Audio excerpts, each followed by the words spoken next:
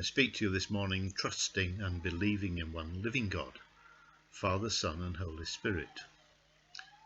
This is the last in John's Gospel of those great I am sayings. Here Jesus says that he's the vine and his and our Father is the gardener. I wonder why Jesus chose this metaphor to describe his relationship with us. Today, for us in this part of the world, the plant itself is not significant.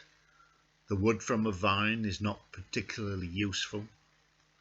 It can't be used to make very many things, unlike most branches and trees.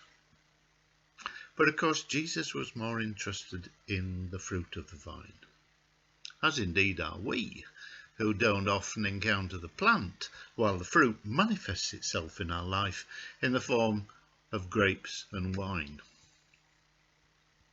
So even now we can associate with this metaphor. Between these two elements, the useless wood and the fruit, Jesus also asks us to think about the branches as part of a linked twofold message. The vine portrait perfectly illustrates the dependence we need to place in Jesus if we are to bear fruit. Jesus is emphasizing how our strength must flow from him. We can do nothing of lasting worth in our own power. Sap flows through the vine into the branches so that they'll have the energy they need to make flowers and eventually to produce fruit. In the natural world, fruit production is an exhausting experience for a plant, and the conditions have to be just right. Every plant has seasons when it grows fruit and seasons when it's storing nutrients so it can bear fruit again. Nothing blooms continually. In the same way, no one is constantly bearing spiritual fruit. Most importantly, from John 15, we see fruit will never grow on severed branches. Dead branches have one purpose: to provide fuel for the fire. As Jesus continues, I am the vine, you are the branches, it's clear that these words are intended not as a commandment, not as a judgment, but as an invitation, a summons, a promise.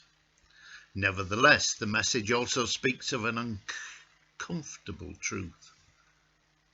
Good fruit will not continue to be produced without change, without pruning, without renewal. Because the next bit of the pronouncement says, he, that's God the Father, cuts off every branch in me that bears no fruit, while every branch that does bear fruit he prunes, so that it will be even more fruitful. It's all part of the promise. Jesus will be with us so long as we stay connected to him. And when we stay connected to him in regular renewal, we can do his work and be fruitful. This is the recurring theme about belief. It needs a response. To hear this promise is the power to open to us new possibilities of life in the present. We at All Saints are facing change today, which will mean that some things will be pruned without, we hope, destroying them, to enable us to show new fruits and new growth. The promise of the vine shows that as branches we're not only connected to Jesus, but also to each other, and that together we can bear and share the fruit.